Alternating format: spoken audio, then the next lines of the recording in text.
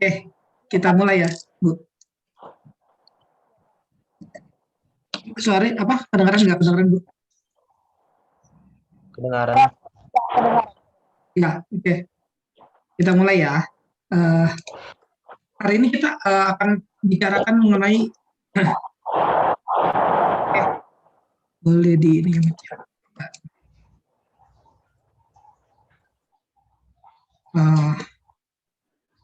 saya buka ini ya. Kita buka dari 1 Yohanes 4. Kita akan bicarakan cinta yang sejati gitu. Cinta yang sejati itu bagaimana di dalam kekristenan. Kan hari ini berhubungan juga dengan Valentine ya. Kita kan ya orang Kristen ya jangan anti juga terhadap Valentine gitu, jangan apa ya, jangan annoying lah gitu. Maksudnya orang lagi merayakan apa cinta kasih dia dia hina-hina orang lain atau apa gitu ya, jangan seperti itulah gitu. Juga kita tidak mau terjebak dalam ini ya, cinta-cinta yang palsu gitu. Sebenarnya cinta-cinta yang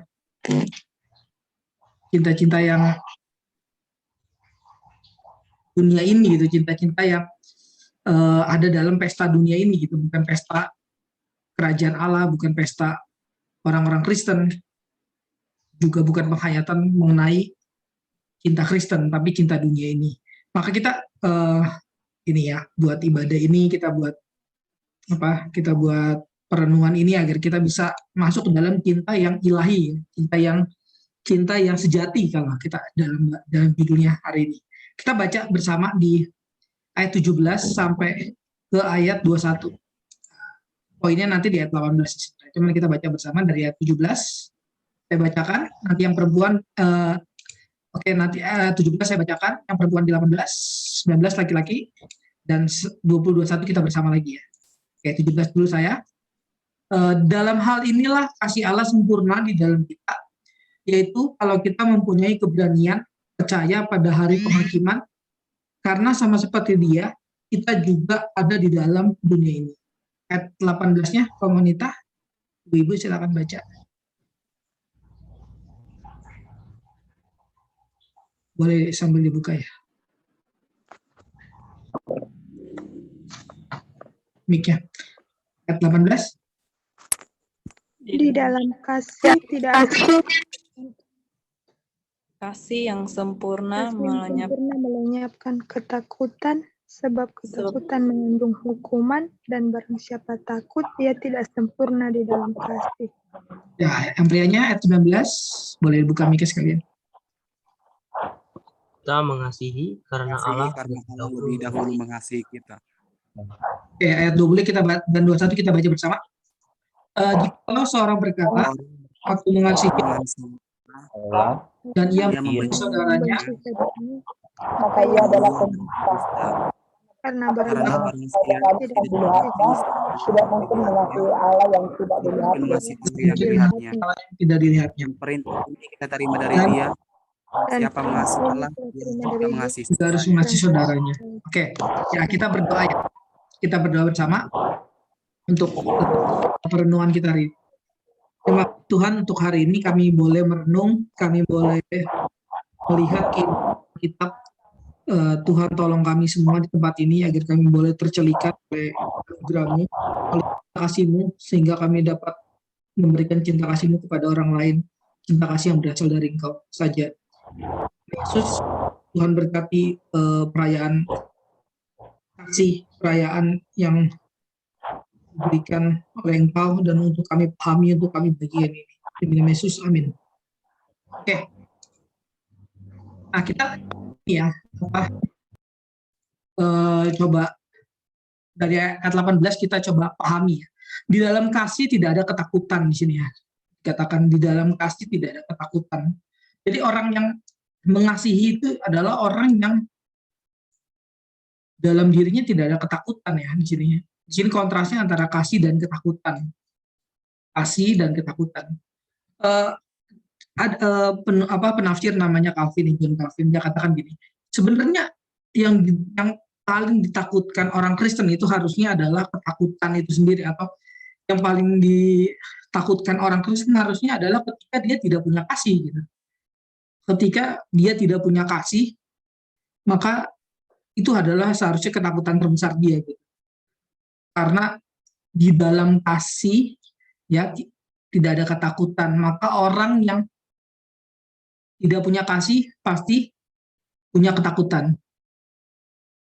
Paham ya? Jadi di dalam kasih nggak ada ketakutan, tapi di dalam orang yang tidak punya kasih pasti ada ketakutan. Maka hal yang terbesar yang harus kita takutkan atau orang Kristen takutkan adalah tidak punya kasih. Karena dengan tidak punya kasih, artinya kita takut pasti.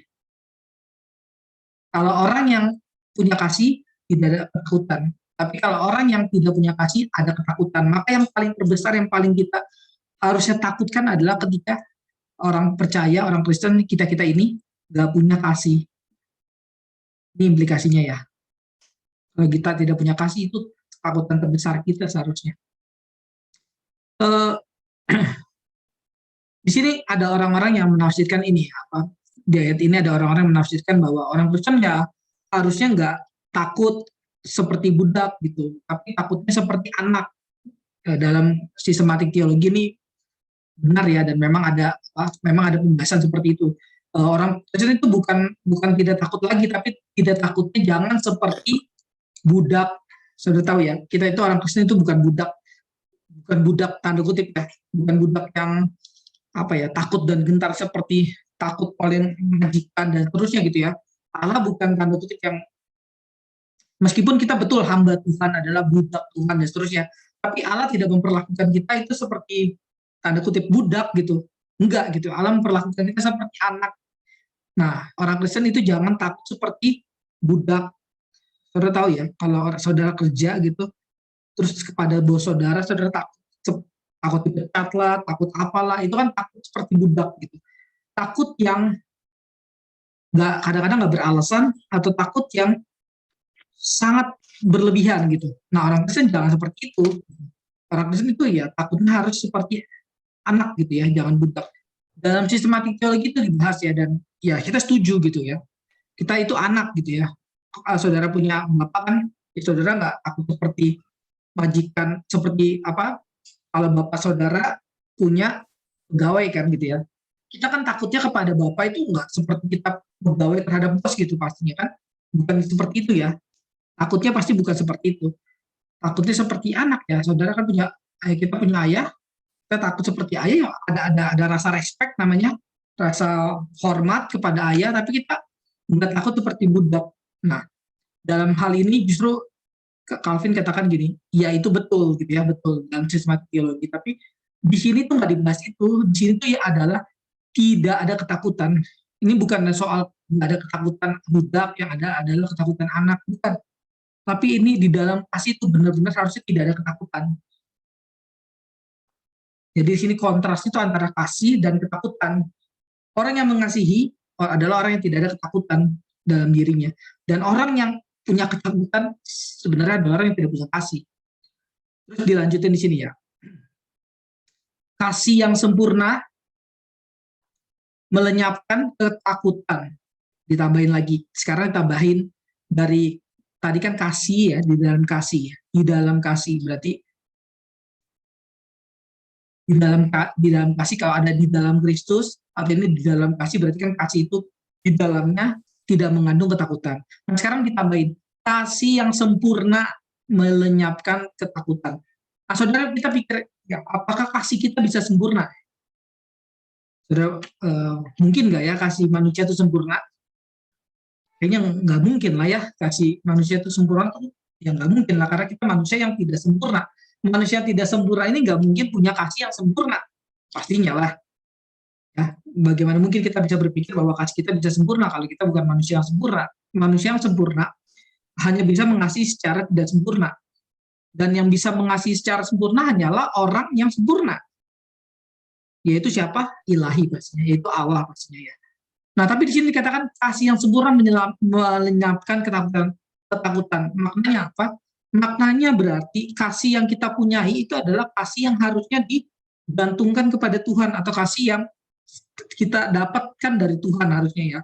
Nah, sebab ketakutan mengandung hukuman. Gini nanti dilanjutin. Sebab ketakutan mengandung hukuman. Jadi kasih yang sempurna ini bukan kasih kita, tapi kasih yang diberikan oleh Tuhan kepada kita. Nih, kalau nanti saudara baca, kita lanjutin pelan-pelan ya, supaya saudara nanti ngerti. Maka kita terus menerus ya, kalau kata Calvin gini, melarikan diri kepada Tuhan seperti pelabuhan yang tenang. Kalau saudara saudara nginep di rumah, misalnya saudara sedang ketakutan nih, saudara sedang ketakutan di, misalnya saya kasih contoh ya, mau digebukin misalnya gitu oleh orang lain gitu, terus saudara nginep di rumah teman saudara yang badannya lebih kecil daripada yang orang mau gebukin saudara gitu ya, kita kan takut lah ya, wah ini kalau orang itu ketemu teman saya juga digebukin juga sama nih, bakalan kalah juga nih. Nah, tapi kalau kita pikir kalau kita nginep di rumah teman yang badannya lebih gede daripada yang mau gebukin kita ada kepastian untuk tidak takut kan ya. Wah, kali ini sih aman sih, orang teman saya jago silat gitu ya, aman kan ya. Nah, tapi saudara sekarang coba pikir ya, saudara berlindung di dalam Tuhan yang mulia, Tuhan yang tak bercacat, Tuhan yang maha kuasa, Tuhan yang maha agung, dan seterusnya. Seharusnya kalau kita mencoba berlindung pada dia itu, kita tuh seharusnya begitu tenang, seperti ya seperti kalau kata Calvin seperti sebuah pelabuhan yang tenang gitu ya. Karena di dalam dia itu ada benar-benar ketenangan gitu. Kita ada keamanan, kenyamanan dan seterusnya gitu. Nah, dia yang memberikan ketenangan ini, dia yang nikmati nikmati dia diberikan anugerah untuk menikmatinya, itu adalah juga Allah yang memberikan kasih. Nah, seharusnya kalau saudara memahami kasih Allah yang begitu besar itu gitu ya, begitu besar itu kasih Allah yang benar-benar begitu besar itu, ya ini kita juga memiliki kasih di dalamnya harusnya. Sebab ya ini kasih yang sempurna menyampaikan di dalam kasih tidak ada ketakutan, berarti seharusnya kita juga adalah orang-orang yang bisa mengasihi. Orang-orang yang tidak takut untuk mengasihi, orang-orang yang tidak takut untuk mengasihi, dan orang-orang yang bisa mengasihi tanpa ketakutan. Sebab ketakutan mengandung hukuman, dan barang siapa takut dia tidak sempurna dalam kasih. Sebab ketakutan mengandung hukumannya. Jadi saudara bisa lihat ya di sini, cicipan neraka itu adalah ketika orang takut tanpa mengasihi. Ini sebab ketakutan mengandung hukuman. Saudara, kita percayakan ada hukuman dalam dunia ini ya. Ada hukuman dalam dunia ini, baik dunia ini maupun ada hukuman dalam dunia esok gitu ya. Maupun dalam penghakiman. Nanti di sini ada. Nanti kalau lihat juga nanti ada hari penghakiman ya, ada penghakiman. Jadi gini, saudara, dalam dunia ini kita tuh sudah merasakan tentunya cicipan surgawi sama cicipan nerakawi gitu. Cicipan neraka gitu. Orang-orang yang tidak bisa mengasihi atau orang-orang yang tidak dikasihi oleh Allah adalah orang-orang yang telah mendapatkan hukuman, atau lebih mengerucut ya, orang-orang yang takut gitu ya, orang-orang yang takut dan orang-orang yang tidak punya kasih ini, orang-orang yang takut mengasihi itu adalah orang-orang yang ini ya telah berada dalam hukuman. Jadi kita jangan pikir bahwa misalnya hukuman itu adalah ketika hidup kita apes gitu atau apa gitu, jangan begitu ya. Tapi ketika kita tidak bisa mengasihi, itu adalah hukuman sebenarnya. Yang tidak dihukum adalah orang yang bisa mengasihi. Dan kebalik-balik saudara ya, pikir kita kan juga gini ya, kalau hidup saya mencurangi orang lain, saya lebih enak daripada hidup saya dicurangi oleh orang lain. Kalau saya melanggar aturan dan orang lain nggak tahu, itu lebih nikmat daripada orang lain melanggar aturan dan saya dirugikan gitu ya. Kita jangan kebalik-balik kayak gitu ya. Sokrates saja tahu ya, kaum filsuf aja dia tahu, dia katakan bahwa saya lebih rela diperlakukan tidak adil daripada saya memperlakukan orang lain ketidakadilan gitu ya. Sokrates saja tahu gitu ya. Kalau orang Kristen nggak tahu tuh gimana ya. Kalau dalam hidup ini kita lebih suka gitu ya melakukan ketidakadilan daripada dikenakan ketidakadilan gitu ya. Kalau kita orang lain berlaku kepada kita tidak adil, kita teriak kencang banget misalnya, jangan begitu dong, lu merugikan gua, dan seterusnya. Wah, sangat-sangat dirugikan dan sangat-sangat merasa dirugikan dan sangat-sangat peka banget ya, orang peka banget. Tapi giliran kita memperlakukan orang lain nggak adil, kita nggak peka gitu. Nah itu yang bukan diajarin dalam Alkitab. Yang diajarin dalam Alkitab justru kebalikannya ya. Tanda kutip, kita jangan terlalu peka kalau orang lain berbuat tidak adil pada kita gitu ya. Karena bahkan kita bisa mengampuni dan seterusnya gitu ya, karena ada kasih dan seterusnya. Meskipun kita tidak dipanggil untuk menjadi dipermainkan dengan orang lain pastinya ya, tapi kita tanda kutip bisa toleransi dengan mereka karena kita punya kasih dan seterusnya gitu ya, dalam batas yang wajar. Nah, jangan begitu peka kalau orang lain berbuat tidak adil pada kita, tapi kita harus peka ketika orang kita berbuat tidak adil pada orang lain gitu ya. Itu panggilan orang Kristen ya. Panggilan orang Kristen adalah kita begitu peka dengan kita tidak mengasihi orang lain. Jadi lebih tajam lagi daripada yang tadi tidak berbuat adil ya. Berbuat adil. Kita harus peka bahwa di dalam hidup ini kita lebih takut daripada lebih mengasihi. Itu panggilan orang Kristen ya. Panggilan orang Kristen adalah panggilan untuk mengasihi ya, bukan panggilan untuk takut. Sebab ketakutan dengan hukuman dan sini ada cicipan neraka. Orang-orang yang tidak melakukan kasih adalah orang-orang yang mendapatkan hukuman. Dan barang siapa takut, ia tidak sempurna dalam kasih. Nah di sini apa saya sudah katakan tadi ya, kasihnya adalah kasih Tuhan gitu ya. Kalau kasihnya kasih Tuhan, Tuhan mengasihi kita, dan seharusnya kita tidak takut dan kita tidak takut untuk mengasihi. Nah, sebelum lebih lanjut lebih jauh mengenai apa itu ketakutan, kita baca konteksnya di sini ayat 17 ya. Dalam hal inilah Allah sempurna di dalam kita, yaitu kalau kita mempunyai keberanian percaya pada penghakiman. Karena sama seperti Dia, kita juga ada dalam Kristus. Ini saya bahas nanti ya. Nah, saya bahas yang ininya dulu ya, yang atasnya, saudara baca ya. Dalam hal inilah kasih Allah sempurna di dalam kita. Jadi ini ya, kasihnya saya sudah katakan tadi adalah kasih Allah ya, sempurna dalam kita, yaitu ya bisa sempurna dalam kita itu kalau kita mempunyai keberanian percaya pada hari penghakiman. Jadi kasih yang dimaksud adalah ya kasih yang dimaksud di dalam ini ya, kasih yang sejati ini adalah bukan saudara kasih uang ya, meskipun itu boleh juga, kasih uang silakan aja, kasih uang ke orang lain silakan gitu ya, terus kasih makanan, kasih pakaian, kasih buku ya boleh-boleh aja, itu bagus juga gitu ya, nggak apa-apa, silakan aja kasih. Tapi yang kasih yang sejati yang di sini maksud bukan itu gitu, saudara kasih uang, makanan, pakaian dan seterusnya gitu, bukan materi dan seterusnya, tapi lebih kepada saudara ini ya, membuat orang lain mempunyai keberanian untuk percaya pada hari penghakiman sini ya. Membuat orang lain punya keberanian untuk percaya pada Kristus ya, pada hari penghakiman. Maksudnya apa sih? Simpelnya menginjil lah gitu ya. Saudara menginjil supaya orang tuh percaya pada Tuhan. Di hari penghakiman itu ada Tuhan gitu, yang menjadi pembela dia gitu. Nah, kalau kita sendiri adalah orang-orang Kristen yang tidak peduli mengenai penghakiman, kita lebih peduli mengenai tanda kutip hari Valentine gitu ya, daripada hari penghakiman, nggak ada harapan gitu ya.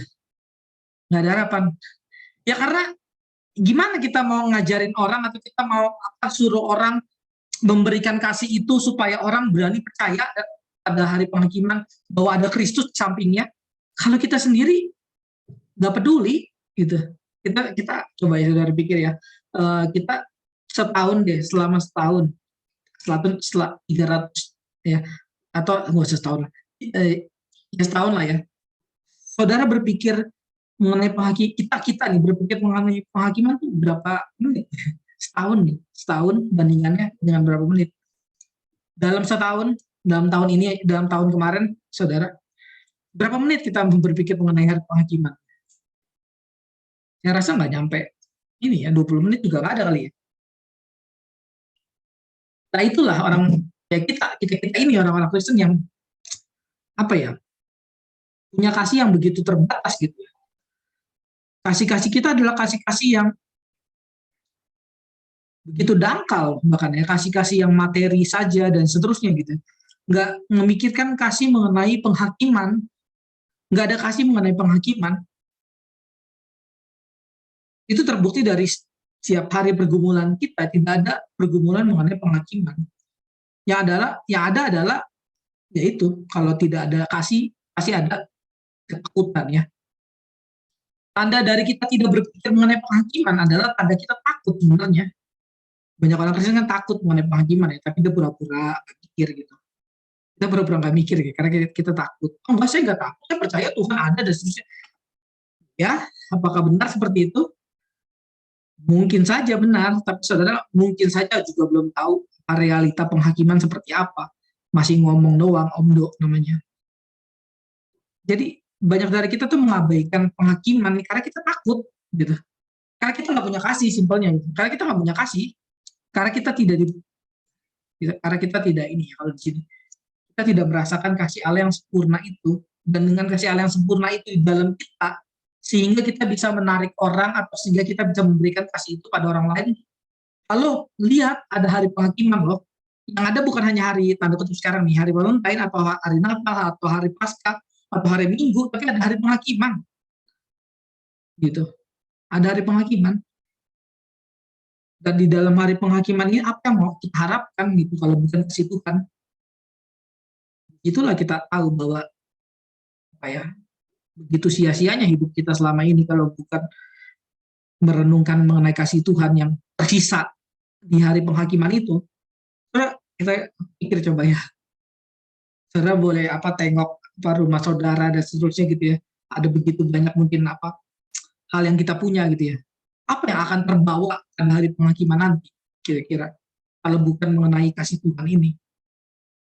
Apa luka saudara bisa saudara bawa pada hari penghakiman? Atau bahkan yang rohani lah, buku-buku saudara, buku rohani saudara. Saya bukan berarti maksudnya saudara nggak boleh beli buku ya. Saya aja penulis mana mungkin saya ngomong gitu. Cuma maksudnya ini ya, perenungan mengenai kasih Kristus begitu penting saudara untuk kita ini ya terus bertumbuh untuk membuat orang lain juga melihat ini loh dari penghakiman di mana yang ada hanyalah dua ini. Saudara paham bahwa kita dikasihi oleh Tuhan atau saudara takut gitu ya, karena kita nggak ada pegangan apa-apa di sini ya. Cuma ada dua, adalah orang yang sadar dia dikasihi Tuhan atau adalah orang yang takut, yang ketakutan ini, yang mungkin kita sekarang bisa aja tidak ketakutan karena kita melarikan diri dari penghakiman itu, tapi saudara suatu saat waktunya nggak ada satu orang pun bisa melarikan diri dari penghakiman itu. Dan yang tersisanya dua, orang yang sadar bahwa dirinya dikasihi atau orang yang takut. Karena sama seperti dia, kita juga ada di dalam dunia. Ini soal saudara ini ya, saya lanjutin ayat 13. Karena sama seperti dia, kita juga ada dalam dunia. Saudara lihat ya, perkataannya bukan gini. Karena sama seperti manusia, Tuhan juga ada di dalam dunia. Bukan begitu, saudara. Yang ini adalah karena sama seperti Tuhan, kita juga ada dalam dunia. Yang jadi role modelnya itu Tuhan, bukan kita. Gitu. Maksudnya apa? Maksudnya manusia itu harus mencontoh Tuhan, bukan Tuhan yang mencontoh manusia ya. Itu gampang lah ya, itu pengertian. Tapi kita suka sering begini ya, iya saya kan manusia Tuhan. Tuhan kan baru nambahin dirinya jadi manusia gitu. Yesus kan bernambahin dirinya jadi manusia ketika inkarnasi. Jadi saya yang lebih tahu manusia itu seperti apa lah Tuhan. Tuhan kan setengah lagi bukan sejati ilahi, sejati manusia. Berarti tapi enggak sejati banget manusianya. Enggak, Alkitab nggak ngomong gitu. Alkitab katakan justru gini, Yesus itu adalah manusia sejati dan kita wajib belajar dengan Yesus yang adalah manusia sejati. Kita ini bukan manusia sejati. Manusia sejati itu pada kenyataan tidak berdosa. Kita ini manusia berdosa, bukan manusia sejati. Manusia sejati itu Yesus, tidak berdosa. Ya, jadi mari kita bukan tarik Yesus perenungan ini, bukan ditarik gitu ya.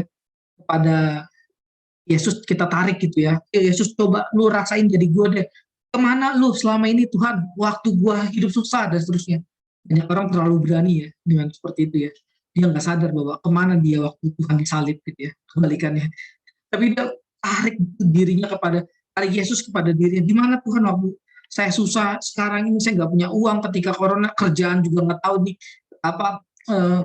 gimana lagi, mau makan besok juga susah. Nggak ada yang bertolong saya. Tuhan mana Tuhan? Katanya ada Tuhan. Berani sekali ya orang-orang, terlalu pede orang-orang kayak gitu untuk menantang Tuhan seperti itu ya. Dia lupa cerita Ayub ya, ketika Ayub menantang Tuhan dan seterusnya. Ayub yang tidak salah waktu itu aja ini ya, akhirnya menyadari gitu ya bahwa Tuhan tidak mungkin salah gitu ya. Tapi kita terlalu berani menjadi manusia yang kita terlalu berani tanda kutip ya, terlalu berani karena kita tidak punya kasih. Terlalu beraninya jadi terlalu berani yang salah gitu ya, yang takut ini harusnya jadinya.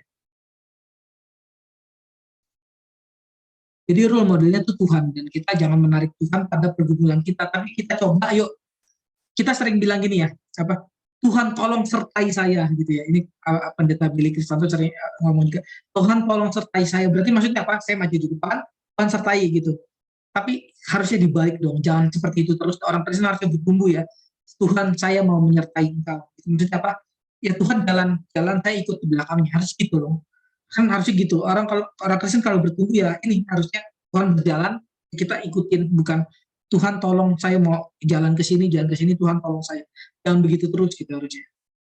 Ya, ada shift gitu, ada kebalikan ya.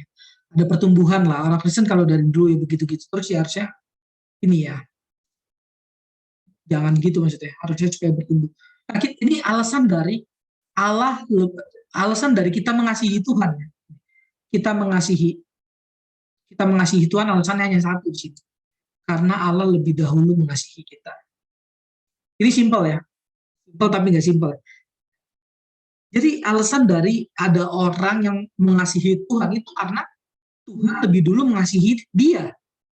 Bukan alasannya bukan ini ya. Alasan dari orang itu mengasihi Tuhan adalah karena orang itu sudah berjuang mengasihi orang lain, mengasihi dunia ini, mengasihi alam-alam sekitar ini, tapi dia tidak menemukan kasih yang sejati. Akhirnya dia menemukan Tuhan. Bukan itu ya, saudara. Saudara baca deh ayat yang enggak itu ya. Alasan dari kita bisa mengasihi Tuhan misalnya karena kita udah ke gereja, saya udah cobain Pak, gereja banyak banget, 50 gereja saya udah cobain, saya nggak ketemu kasih yang sempurna itu. Atau saya udah misalnya yang cowok, misalnya saya sudah banyak bahkan pacaran dengan, ini karena tema Valentine sekarang, pacaran dengan banyak orang, saya nggak menemukan kasih yang sejati itu. Atau yang perempuan ya, saya banyak dijanjiin cowok-cowok itu tapi cowok-cowok banyak gombal doang Pak, nggak mengasihi saya. Akhirnya saya menemukan kasih Kristus. Bukan itu saudara, bukan itu. Alasan kita bisa mengasihi Tuhan itu bukan karena kita mentok mencari kasih yang sejati itu dari kita ya, dari kita mencoba berusaha segiat-giatnya mencari kasih yang sejati itu dan nggak ketemu, akhirnya kita berpaling pada Tuhan. Bukan itu cerita mengenai manusia, itu omong kosong. Itu kasih yang omong kosong saudara. Tapi kasih yang sejati adalah kasih yang karena Tuhan mengasihi kita, dan kita ya memahami kasih itu, dan akhirnya kita bisa mengasihi Tuhan gitu. Simple tapi nggak simple ya maksudnya. Sederhana tapi nggak sederhana gitu. Alasan dari kita bisa mengasihi Tuhan adalah karena Allah lebih dahulu mengasihi kita. Dan terus di sini, jika seorang berkata, aku mengasihi Allah dan ia membenci saudaranya, maka ia adalah pendusta. Nah di sini ini ya, kalau saudara lihat, di sini ada bukan kontras ya. Di sini lebih kepada kelanjutan atau bahkan konsekuensi. Konsekuensi dari orang yang mengasihi Tuhan adalah orang yang mengasihi saudara-saudaranya pastinya gitu. Jadi yang satu jangan diabaikan, yang satu jangan ini ya, hanya satu saja diterima gitu. Jadi ada orang-orang yang percaya bahwa misalnya, cuma lu ngomong-ngomong doang, cuma lu ke gereja, lu ke gereja baca Alkitab, baca buku rohani, percuma lu. Kalau lu nggak punya kasih terhadap saudara mah percuma gitu. Nah itu namanya orang-orang yang melepaskan satu, tapi mempertahankan yang satunya. Jadi dia melepaskan kasih terhadap Allahnya, ya, dan dia mencoba mempertahankan kasih terhadap manusianya. Ya. Dia malah kebalik dia. Percuma lu ke gereja dan seterusnya lu nggak mengasihi manusia, lu percuma. Berarti kalau tidak mengasihi manusia, tanda kutip percuma gini ya. Padahal yang Alkitab ngomong bukan yang itu ya, tapi ngomong bukan yang itu, kebalik justru. Jadi bukti dari orang mengasihi Allah itu adalah mengasihi manusia gitu ya. Itu tadi teori dia gitu. Padahal bukan ya, Alkitab nggak ngomong gitu loh. Bukti dari mengasihi Allah adalah mengasihi manusia, itu bukan itu. Alkitab nggak ngomong gitu. Gini ya, jika seorang berkata aku mengasihi Allah dan ia membenci saudaranya, maka ia adalah pendusta. Karena barang siapa tidak mengasihi saudaranya, yang dilihatnya tidak mungkin mengasihi Allah yang dilihatnya. Jadi gini ya, simpelnya gini. Bukan konsekuensi logis dari orang mengasihi Allah adalah mengasihi manusia. Ini konsekuensi logis. Ya. Kalau kita mengasihi Allah, kita mengasihi manusia. Tapi yang satu jangan dilepaskan. Jangan cuma ngomong percuma kamu ke gereja juga nggak perlu. Yang penting mengasihi manusia. Nah itu berarti saudara hanya ya mencoba ini. Atau yang satu lagi, kamu percuma lah kasih orang apalah apa kamu aja nggak baca Alkitab, kamu aja nggak gereja, kamu aja nggak pendalaman Alkitab, kamu aja nggak penginjilan dan seterusnya. Nah, ini dia cuma ada di sini. Yang kita lakukan harus dua-duanya ya. Ya ini pendalaman Alkitab, gereja, penginjilan dan seterusnya dan mengasihi manusia ya seperti yang tadi saya katakan. Tapi mengasihi manusia di sini apa maksudnya? Nah bukan yang tadi ya, bukan kasih uang, bukan kasih pakaian, meskipun itu baik ya, oke baik dan seterusnya. Tapi di sini yaitu apa? Melenyapkan ketakutan mereka gitu ya, melenyapkan ketakutan mereka akan apa? Hari penghakiman gitu ya. Itu namanya kasih ya, melenyapkan ketakutan orang lain terhadap hari penghakiman. Itu namanya kasih. Itu namanya kasih yang sejati yang diceritakan Alkitab di sini. Jadi konsekuensi logis dari orang yang mengasihi Allah adalah dia mengasihi saudaranya. Itu konsekuensi logis itu namanya. Karena barang siapa tidak mengasihi saudaranya, yang dilihatnya. Sekarang jangan lupa ya, yang dilihatnya. Kalau baca Alkitab teliti, maksudnya diteliti ya, jangan oh ya begitu aja selesai. Yang dilihatnya, tidak mungkin mengasihi Allah yang tidak dilihat. Jadi di sini ada apa? Ada apa ya? Ada penegasan mengenai bahwa yang kita kasihi itu adalah yang kita lihat gitu, atau yang kita lihat adalah yang kita kasih. Jadi kita orang Kristen itu nggak terpanggil untuk mengasihi semua manusia, enggak. Tuhan aja nggak mengasihi, tanda kutip Tuhan yang nggak mengasihi semua manusia, semua loh, semua saya bilang Tuhan nggak mengasihi semua manusia. Saudara salah paham mengenai doktrin ini ya, tuh kasih ya kalau begitu. Lalu mengasihi siapa? Mengasihi, tanda kutip mengasihi orang yang percaya kepadanya, itu yang masuk surga kan, ya. Oh iya benar, Tuhan mengasihi semuanya dalam arti apa? Dalam arti anugerah umum ya, dia memberikan hujan dan seterusnya gitu ya. Nah kan berarti kasih Tuhan ada batasnya ya.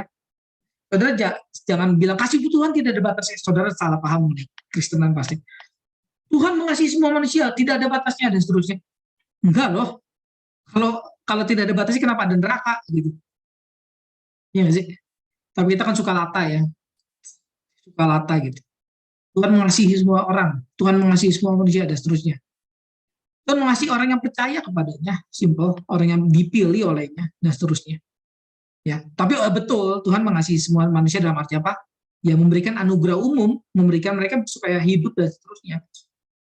Jadi apa orang Kristen tuh nggak dipanggil untuk mengasihi semua orang, semua yang nggak ada. Saudara kita berpikir suka kadang-kadang saya berdoa nih Pak, saya mau ada beberapa waktu lalu ada orang chat saya WA Pak, saya mau coba penginjilan nih keluar daerah. Iya, kalau saudara terpanggil ya boleh-boleh aja gitu, tapi jangan-jangan saudara bukan terpanggil tapi saudara punya konsep yang salah gitu. Kalau penginjilan kalau belum susah atau belum mendekati kematian namanya belum penginjilan gitu. Penginjilan kan nggak begitu lah pastinya. Penginjilan kan saudara di mana saja, ditempatkan di mana saja, saudara bersaksi dan seterusnya gitu ya. Saudara mengasihi yang dilihat ini gitu. Yang dilihat loh, kita sudah katakan yang dilihat gitu. Ya kalau belum dilihat atau belum dikasih lihat oleh Tuhan, ya jangan dicari-cari gitu maksudnya gitu. Yang dilihat aja dulu dikasihi. Ingat ya, kasih ini bukan yang tadi ya, saya sering tegasin, bukan kasih, bukan tidak menyakiti hati dia gitu, bukan ya. Tapi melenyapkan ketakutan dia akan hari penghakiman. Tapi berarti kalau melenyapkan hati ketakutan ini ya, saudara harus menimbulkan apa? Menimbulkan ini ya, penghakiman itu dulu kepada orang itu gitu. Lu percaya nggak penghakiman ada? Lu sadar nggak kalau di dunia itu ada penghakiman nanti gitu? Kalau itu aja nggak sadar, orang gimana mau lenyap, atau orang gimana mau berani ya terhadap penghakiman? Dia aja nggak sadar, atau bahkan dia aja nggak peduli gitu mengenai penghakiman. Mana ada orang bisa dilepaskan dari ketakutan kalau dia nggak sadar atau dia nggak peduli? Tidak mungkin gitu. Yang terakhir di sini di ayat 21 dikatakan, dan perintah ini kita terima dari Dia, barang siapa mengasihi Allah, ia harus juga mengasihi saudaranya. Nah, di sini pertama tadi sebagai konsekuensi logis. Konsekuensi logis itu maksudnya apa sih? Konsekuensi logis itu misalnya apa ya? Saudara bangun rumah. Konsekuensi logisnya adalah saudara beli barang gitu, bisa beli kulkas. Itu konsekuensi logis, ya. Paham ya? Itu namanya udah konsekuensi logis, udah pasti terjadi demikian gitu. Beda dengan bukti ya, kalau bukti saudara dari beli rumah buktinya saudara punya kulkas, ya nggak tentu lah, nggak tentu orang yang apa punya rumah pasti punya kulkas kan nggak tentu. Gitu. Harus bisa bedain antara konsekuensi logis dan ini ya, bukti. Kalau bukti itu berarti di sini ditaruh di depan, gitu ya. Jadi saudara bukti dari mengasihi Allah adalah mengasihi manusia, itu bukti namanya. Alkitab nggak ngajarin gitu, itu namanya humanisme, paham nggak? Itu namanya gerakan humanisme bahwa kita harus mengasihi manusia sebagai tendensius atau bukti mengasihi Allah. Enggak begitu. Alkitab nggak ngomong gitu.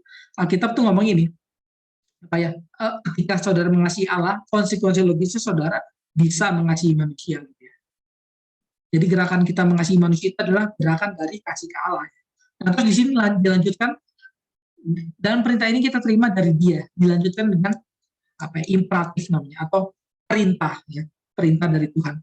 Barang siapa mengasihi Allah, ia harus juga mengasihi saudara-saudaranya. Jadi yang pertama konsekuensi logis pasti demikian. Yang kedua perintah. Ya. Jadi orang itu bisa mengasihi Allah dulu atau mengasihi manusia dulu? Jawabannya pasti mengasihi Allah dulu. Ya. Bisa mengasihi Allah dulu. Dengan jalan demikian dia bisa mengasihi manusia. Ya. Dan ingat, kasih mengenai manusia itu juga bukan kasih yang semua orang bisa lakukan gitu. Kalau semua orang bisa lakukan kasih yang ya tadi, kasih uang, kasih pakaian, meskipun yang orang-orang pelit dia bisa lakukan kan. Tapi hampir semua orang bisa lakukan. Nah, kalau dia nggak pelit dia bisa lakukan. Kalau orang Kristen ya harusnya ini kasih yang sejatinya adalah melenyapkan ketakutan mereka akan hari penghakiman. Dan di situ kita harus menghadirkan penghakiman dahulu kepada mereka, menyadarkan diri mereka ada penghakiman, dan itu juga harusnya menyadarkan diri kita bahwa dunia ini ada penghakiman, bukan berjalan terus demikian dan seterusnya gitu ya. Maka kita percaya bahwa di dalam kasih tidak ada ketakutan. Ketakutan akan apa? Ketakutan akan hari penghakiman. Tapi sebaliknya di dalam orang-orang yang tidak mengasihi, seharusnya dia takut. Takut apa? Takut akan penghakiman. Dan kalau dia tidak takut, justru adalah hal-hal yang sangat tidak wajar gitu ya, atau hal yang sangat-sangat menakutkan gitu ya. Kalau orang sampai nggak takut bahwa dia tidak punya kasih, itu adalah hal-hal yang sangat menakutkan. Ya, sampai di sini apa tadi silakan saya setelah Bu Lasti silakan kalau ada yang mau tanya kita boleh kita buka tanya jawab dan seterusnya.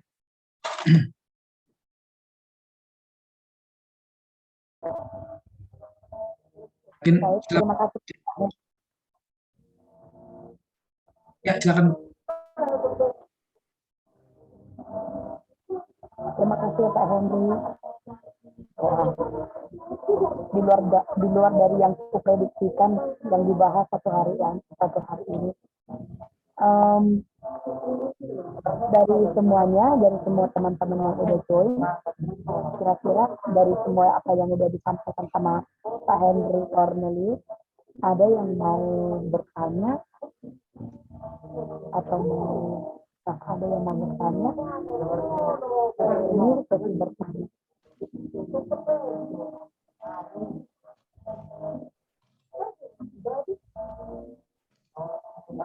Ada?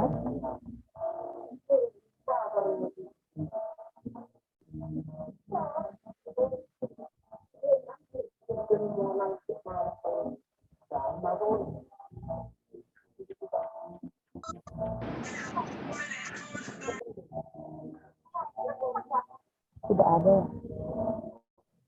Ya. Silakan kalau ada yang mau bertanya. Oh ya, silakan dibuka Ini udah bisa dibuka sendiri ya. Untuk layarnya Areva boleh di-mute-kan apanya? Di suaranya. Ini. Dibuka aja Bu, mic-nya Bu Yani.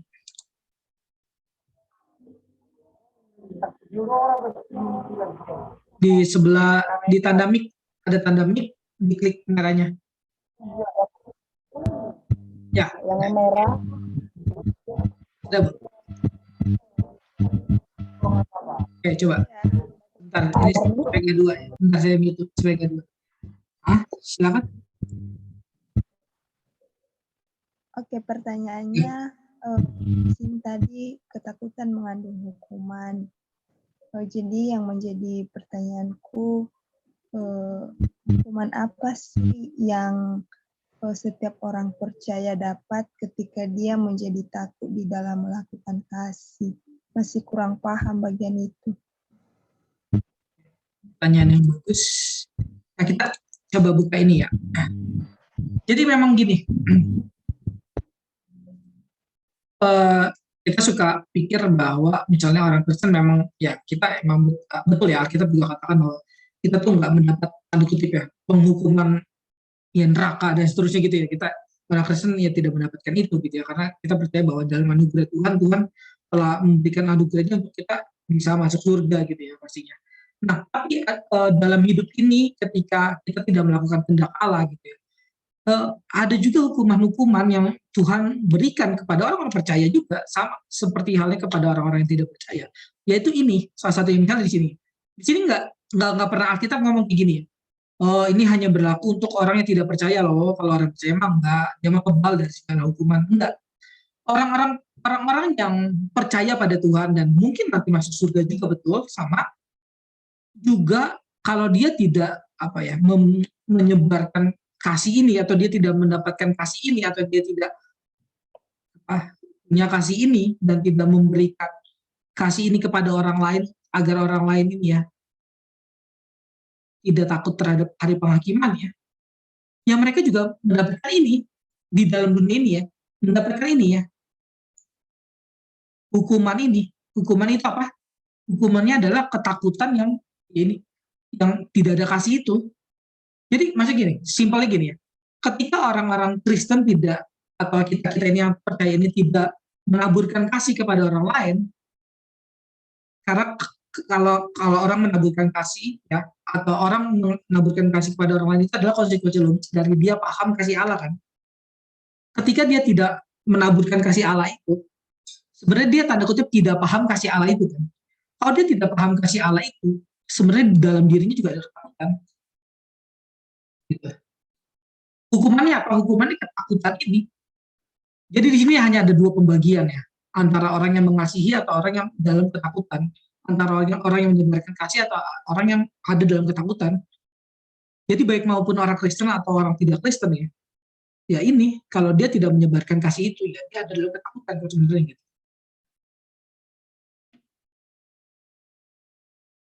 Kalau kita tidak menghidupi kasih, kita menghidupi ketakutan namanya. Itu berlaku untuk orang Kristen maupun tidak orang Kristen. Jadi tanda orang sudah atau bukan tanda ya. Ya ini ya, simpelnya kita harus menghidupi kasih supaya dalam diri kita tidak ada ketakutan. Atau yang lebih dibalik di sini adalah kalau kita tidak menghidupi kasih, ada ketakutan dalam diri kita. Nah, ketakutan ini bisa kita sadari dan bisa kita tidak sadari kan pastinya ya. Seperti saya sudah katakan tadi, banyak orang di luar Kristen juga tidak menyadari akan hari penghakiman kan. Sama, ketakutan juga bisa kita tidak sadari. Tapi ketika saudara gini ya, kita kan, tapi saya orang percaya Pak, saya orang Kristen, saya harusnya nggak ada ketakutan dong gitu kan, karena saya sudah percaya pada Tuhan Pak. Gitu. Iya, tapi kalau saudara nggak punya pola hidup ini memberikan kasih Kristen itu, kasih Tuhan itu, kita kan nggak pernah menjalankan pola hidup kasih ini. Dan kita nggak tahu sebenarnya apa ya, kasih itu bagaimana, ketakutan itu bagaimana.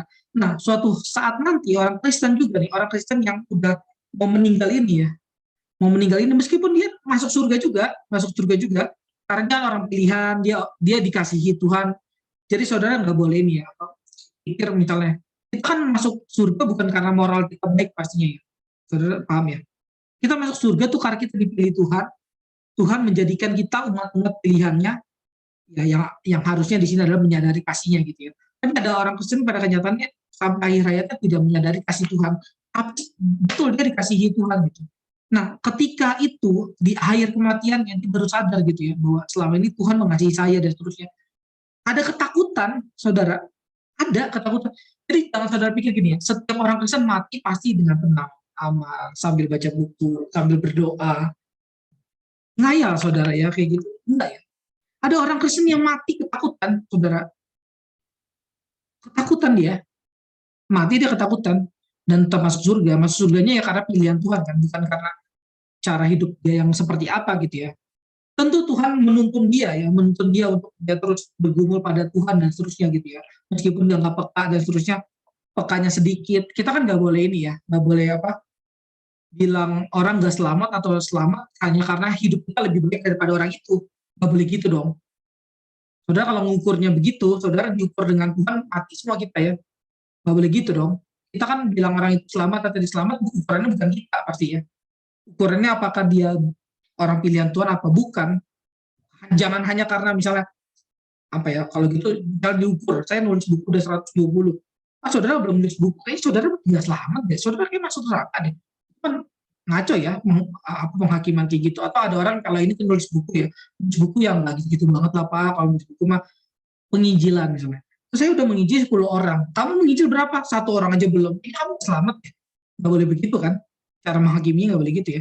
Cara menghakiminya bukan dimain di kualitas-kualitasan kayak gitu, tapi melihat dengan kasih Kristus itu, siapa yang sebenarnya orang pilihan dan orang tidak adalah siapa yang dikasihi dan tidak, dan seterusnya. Gitu. Jadi ya ini baik maupun orang Kristen atau tidak orang Kristen, kalau dia tidak menyebarkan kasih itu ya dalam dunia ini, dia adalah orang-orang yang mengalami ketakutan kok sebenarnya gitu. Ketakutan akan hari penghakiman, makanya dia nggak pernah ngomongin hari penghakiman. Ada ya pendeta-pendeta yang nggak pernah ngomong hari penghakiman. Saudara tahu dong harusnya. Ada ya pendeta-pendeta pengkhotbah yang nggak pernah ngomong hari penghakiman. Ya kenapa? Karena dia takut akan hari penghakiman. Karena dia nggak punya kasih, atau dia karena belum sadar akan kasih Tuhan yang begitu besar, yang melewatkan kita dari api neraka itu gitu, atau melewatkan api neraka dari kita.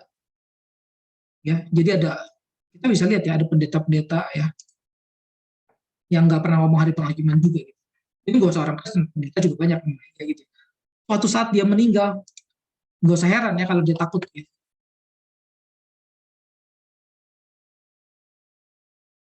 Nah, di sini ada pertanyaan, ketakutan mengandung hukuman.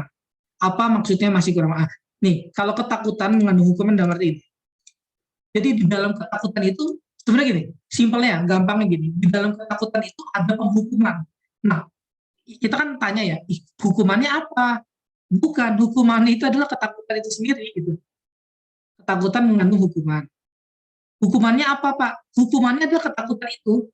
Jadi orang yang hidup dalam ketakutan ya di dunia itu adalah hukumannya. Sebaliknya orang yang tidak dihukum atau orang yang mendapatkan cicipan surgawi yang saya tadi katakan adalah orang yang hidup dalam hidupnya ini mengandung ya bukan hukuman, sebalikannya dari hukuman apalah itu upah dan seterusnya, yaitu apa? Kasih. Jadi dengan kita berjalan hidup dalam kasih itu kita sudah tidak mengandung hukuman. Hukuman itu tidak ada dalam kita. Ketakutan itu tidak ada dalam kita. Adanya kasih. Tapi kalau nggak ada kasih, kita seperti dihukum. Hukumannya apa Pak? Hukumannya kita hidup dalam ketakutan. Simple. Orang yang hidup dalam ketakutan itu dapat hukuman namanya. Kan nggak enak ya hidup dalam ketakutan ya. Saudara pernah dikejar-kejar apalah gitu ya. Saya pernah dikejar waktu saya SD gitu ya. Saya karena di sekolah saya banyak anjing gitu dan saya takut sama anjing ya. Saya dikejar-kejar anjingnya, saya takut ya. Kan nggak enak ya hidup dalam ketakutan. Dikejar anjing, baru dikejar anjing saudara. Saudara dikejar penghakiman gitu ya. Saudara pikir penghakiman, dikejar penghakiman. Apa itu bukan hukuman dalam dunia ini? Dikejar anjing aja, ini loh, ngeri loh, dikejar anjing. Kalau saudara dikejar apalah misalnya gitu. Saya takut dikejar anjing, saya ngeri, kabur, takut gitu. Dan itu hukuman. Tanda kutip maksudnya. Nah ini apalagi orang itu hidupnya sepanjang hidupnya dikejar penghakiman ya. Apa ya bukan hukuman itu ya. Jadi dia udah merasakan neraka sebelum neraka gitu. Pastinya. Kira-kira jelas gak Bu? Kalau nggak jelas silakan tanyakan saja Bu. Ya, Jelas sih Pak. Jadi ini kayak nyambungnya ketakutan mengandung hukuman. Jadi apa hukumannya itu ketakutan. Itu sih hidup dalam ketakutan itu. Iya betul. Jadi tentang apa tadi ya, saya lanjutkan ya Pak, nggak apa-apa. Iya, nggak apa-apa.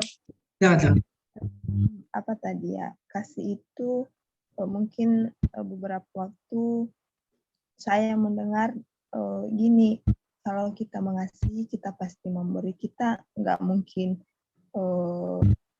kita bisa memberi tanpa mengasihi, tapi kita nggak mungkin mengasihi tanpa memberi. Dan seperti yang Bapak katakan tadi, bahwa mungkin kita bisa kasih secara materi, entah barang, entah baju, dan lain sebagainya. Tetapi di lain hal, apakah di atas semua itu yang paling penting adalah kita memberitakan bahwa akan ada penghakiman dalam kehidupan kita, artinya hari-hari akhir yang akan kita lalui. Apakah itu yang paling penting di atas barang atau benda yang akan kita kasih kepada orang? Dan biasanya kan orang nggak bisa terima. Yang penting kan kita jalani hidup dulu, ya suka-suka kita, ngapain hari-hari penghakiman. Jadinya kita kayak merasa, aduh ini kayak bertolak belakang, kita jadinya nggak berani. Pokoknya kita hanya menyenangkan mereka aja dengan apa yang kita kasih, misalnya gitu. Jadi langkah apa sih yang kita lakukan biar mereka juga ngerti dalam konteks kita Kristen, tapi nggak ngerti apa sih tujuan akhirnya gitu, Pak. Supaya mereka ngerti ya, maksudnya itu ada banyak cara sih, metode dan seterusnya. Tapi kalau kita bisa pakai di sini ya, yang tadi saya katakan bahwa kita ini coba apa ya, menghadapkan mereka pada hari penghakiman itu. Karena di sini ya, dalam hal ini kasih Allah sempurna dalam kita, yaitu kalau kita mempunyai keberanian percaya pada hari penghakiman. Yang pertama ya, pertama sekali kita sendiri harus mempercayai bahwa ada hari penghakiman, which is yang mana kita semua memang percaya pasti, tapi apakah kita benar-benar percaya gitu ya. Percaya tanda kutip, percaya kan nggak sebenar percaya di mulut ya, tapi percaya dalam hati, percaya dalam keseharian hidup, dan percaya dalam segala apa yang kita lakukan gitu ya, apa yang kita tulis dan seterusnya, apa yang kita hidupi. Nah, kalau kita udah percaya itu akan ada hari penghakiman suatu saat nanti, dan apa yang tersisa dalam penghakiman ini ya hanya kasih Tuhan dan kasih kita terhadap Tuhan dan seterusnya gitu. Nah, itu coba ini apa menginjil atau ya, sebenarnya nggak perlu harus langsung tafsir menginjil sih, tapi coba menghadirkan mereka juga apa wawasan ini bahwa mereka halo gitu, misalnya siapa, halo Bu Erni atau Bu siapa, Ibu sadar gak misalnya kalau apa kita tuh hidup manusia yang misalnya hanya berapa puluh tahun ya, 70 tahun atau 80 tahun itu nanti kita akan bisa lenyap dan seterusnya gitu. Dan Ibu udah pernah memikirkan nggak setelah kita mati ini ada apa di setelah kematian ini, dan Ibu pernah berpikir mengenai hari penghakiman nggak? Siapa yang bisa menyelamatkan kita di hari penghakiman itu, ditimbang-timbang dosa kita? Kayaknya kita emang orang-orang berdosa, banyak dosanya ya. Kayaknya nggak mungkin deh kita bisa selamat dari segala hal ini gitu. Kalaupun kita nggak berdosa ya, kalaupun kita berdosa satu aja, nggak usah berdosa yang banyak gitu. Tetap aja satu dosa itu kan harus dihukum ya. Itu udah paling keren banget kan, nggak mungkin lah ada manusia cuma berdosa satu ya. 70 tahun hidupnya berdosa cuma satu, itu apa?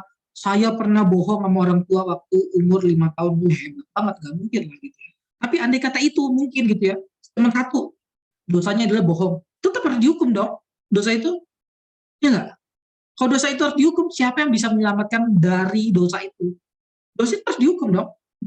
Hukuman dosa apa?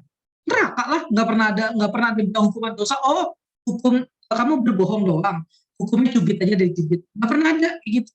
Dosa itu hukuman neraka. Kalau saudara atau bapak ibu cuma satu punya dosa aja tetap masuk neraka kan? Siapa yang bisa menyelamatkan kita dari dosa? Nah ini cara kita membawa apa, misalnya ini satu metode yang kita pakai dari ini, misalnya 1 Yohanes 4 ayat 17, menghadirkan di mata mereka juga gitu, di pikiran mereka, oh iya ya ada hari penghakiman, bukan hanya ada hari Natal, bukan hanya ada hari Paskah, bukan hanya ada hari Jumat Agung, tapi ada hari penghakiman. Gitu.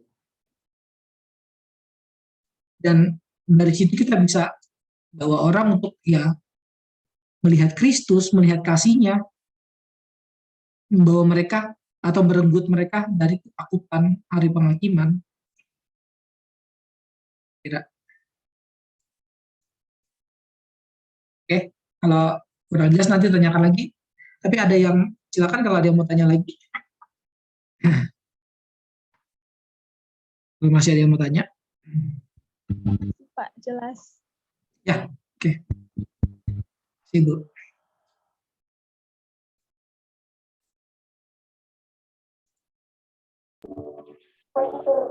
Baik Pak, aku pilih dari aku satu Pak. Pertanyaannya, ini kan Pak dari Yohanes 3 ayat 16 kan Tuhan di situ sudah bilang kalau Tuhan Bentar, itu ada musik. Saya nggak akan dengar. Ada musik.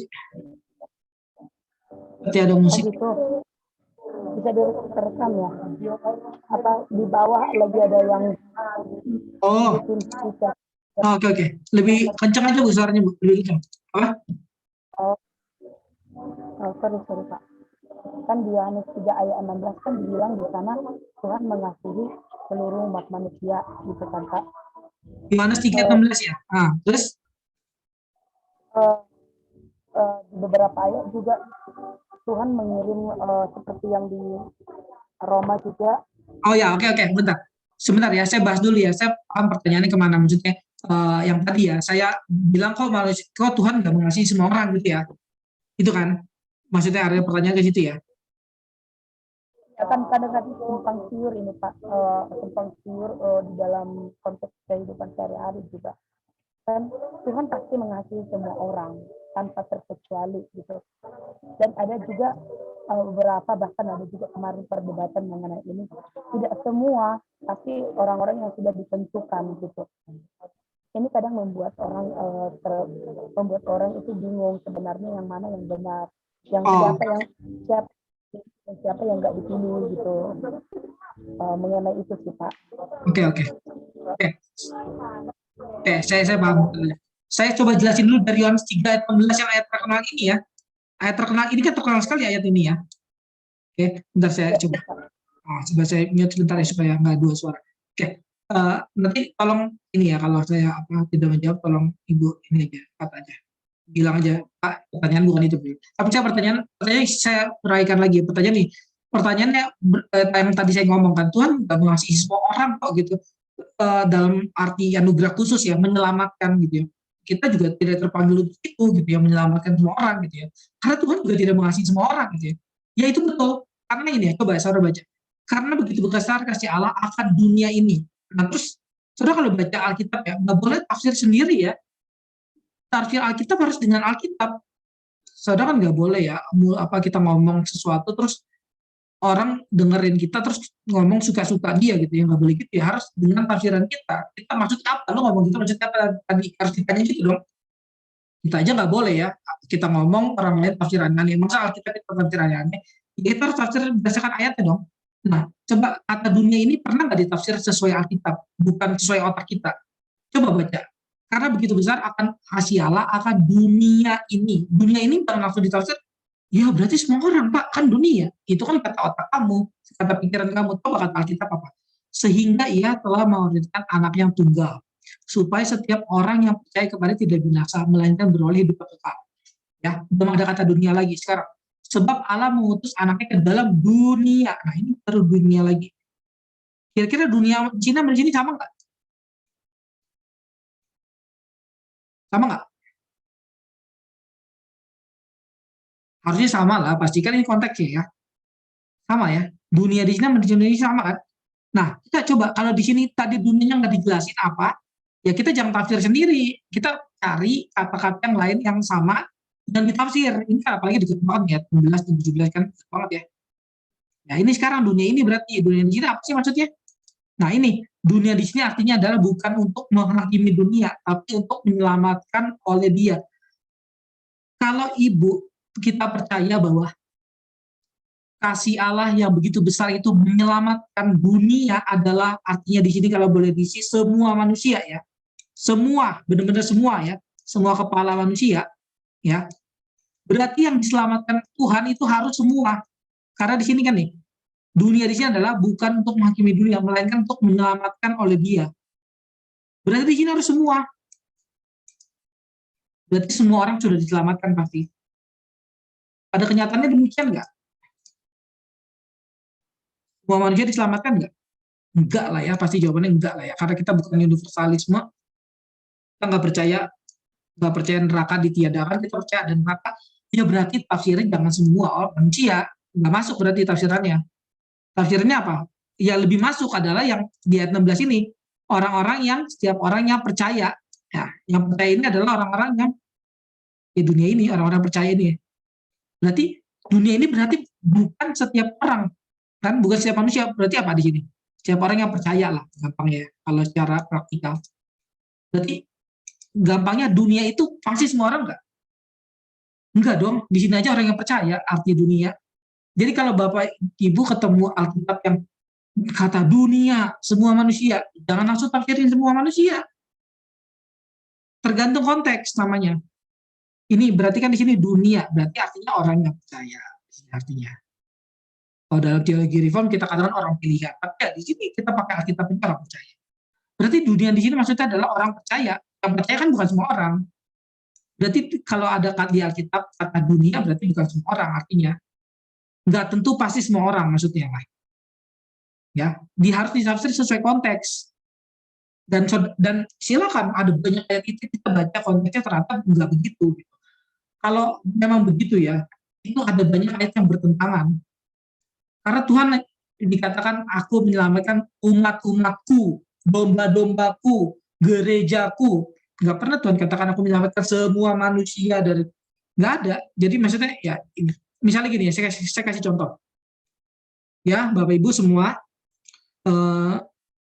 hari ini kita akan membahas kasih yang sejati. Saya ngomong Bapak Ibu semua, berarti langsung semua di dunia ini. Kan enggak lah, semua lagi ngomong sama yang di Zoom. Ya gitu. Nah, di dalam kitab-kitab itu kan juga ada, misalnya Roma. Paulus lagi ngomong sama siapa? Misalnya, saya kasih contoh satu lagi ya. Petrus 3 nih, ayat 9 nih misalnya.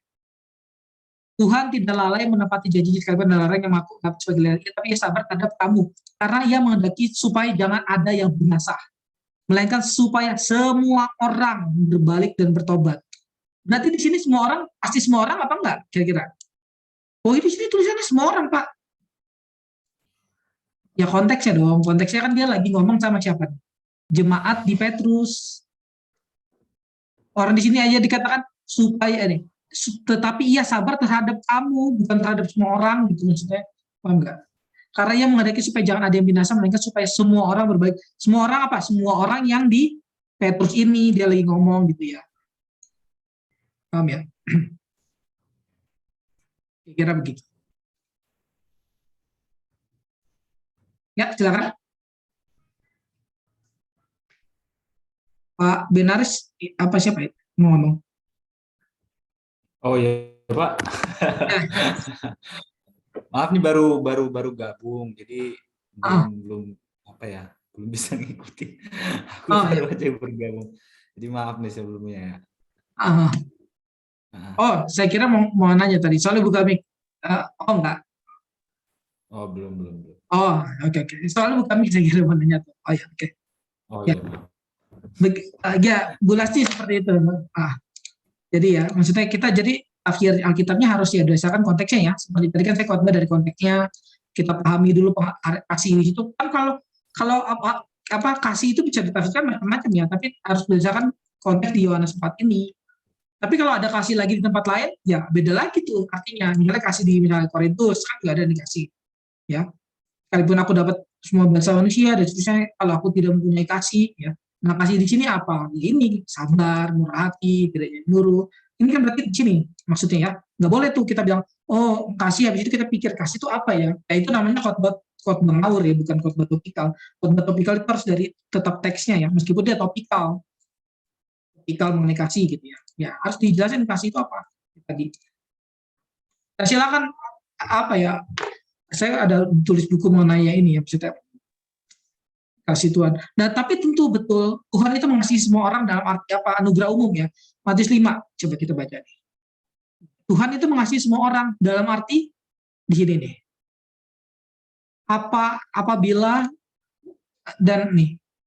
Apabila kamu mengasihi orang yang mengasihi kamu, apakah upamu? Bukankah manusia juga berbuat demikian? Dan apabila kamu memberi salam pada saudara saja, apa lebih orang lain? Bukankah ayat 345? Karena dengan demikian kamu menjadi anak-anak Bapamu yang di surga yang menerbitkan matahari bagi orang yang jahat dan orang yang baik. Ya. Terus kan Tuhan mengasihi orang yang jahat juga kan? Dan orang yang baik dalam arti apa? Dalam arti ya ini, menurunkan hujan, memberikan matahari, anugerah umum namanya itu. Ya. Tapi Tuhan yang sama adalah Tuhan yang juga tidak menyelamatkan orang itu gitu ya. Di Roma misalnya ada di Roma 11 atau Roma 9 misalnya. Tuhan yang membenci Esau, mengasihi Yakub gitu. Oke. Jadi apa ya? Dan apakah kita kalau punya Tuhan yang seperti itu, Tuhan yang memilih seperti itu, jadi Tuhan yang jahat gitu? Ya, bukan ya. Kita aja memilih kok. Kita kan kamu Bapak Ibu kan di sini kan memilih ya. Hari ini pilih datang ke Zoom ini daripada datang misalnya ke mana. Itu kan pilihan Bapak Ibu ya. Bapak Ibu itu boleh pilih kok, Tuhan nggak boleh pilih gitu ya.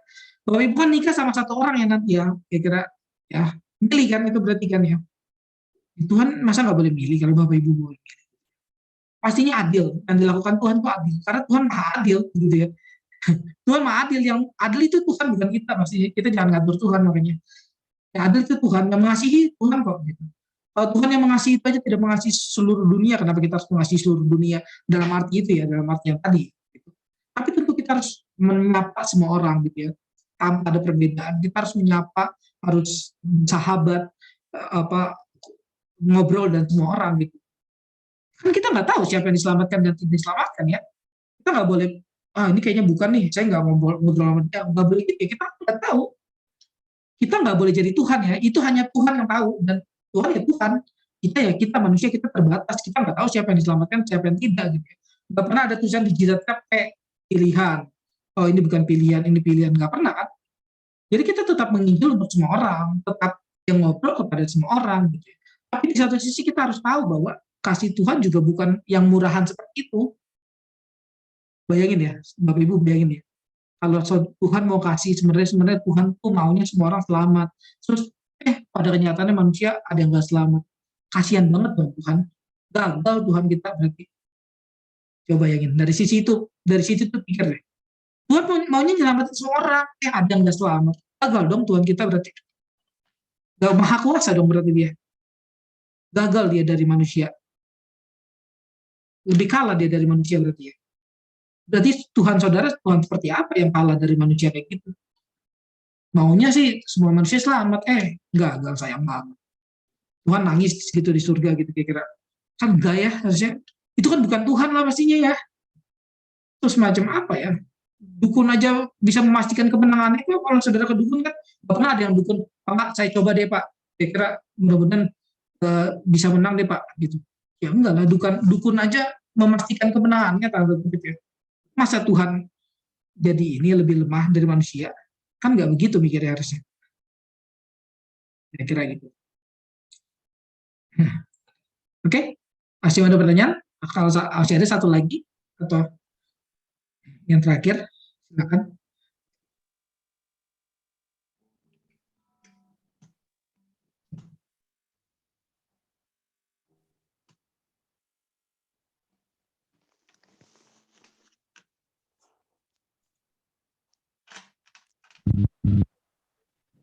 Ya. Aku lagi, Pak. Boleh, Ya, coba. Pak. Tapi yang ada, yang lain ada nggak? Kalau yang lain nggak ada, coba lagi nggak apa-apa. Cuman yang lain? Yang lain. Oh, ya udah boleh. Ntar Pak Yarni boleh terakhir. Pak Budan, silakan Pak. Oh ya, tadi Pak, tadi saya masih kurang paham atau mungkin tadi jaringan saya kan kurang sehat jaringan saya. Terus tadi di ayat 18 ya, kalau nggak salah ya 18 atau ayat 17 itu dia. 17 Pak, ayat 17 ya. Iya. Tadi kan di situ dikatakan kasih yang sempurna. Oh, ini yang mana nih? Yang 1 Yohanes 3, 4. Topik kita dari yang topik Oh, kita yang awal. 1 Yohanes 4 ya. 18, kenapa? Ya, tadi kan kasih yang sempurna itu Pak. Nah, itu Pak, bisa nggak kita manusia mendapatkan kasih yang sempurna? Kita mendapatkan dari Tuhan gitu bisa. Karena kita mendapat, tapi kita punya nggak bisa. Gimana? Hmm? kita punya nggak kasih yang sempurna, Pak? Kalau tadi kan kalau nggak salah Bapak bilang manusia pasti nggak mungkin punya kasih yang Ya, sempurna, nggak mungkin. ya kan? Nggak, Lalu nggak. Pak, kalau seandainya manusia nggak punya kasih yang sempurna, berarti kita manusia ini terus dilingkupi dalam ketakutan Ya, dan hukuman. betul. Sampai kita menyerahkan diri kita kepada Allah dan kita Pak, hidup dengan kasih Tuhan itu.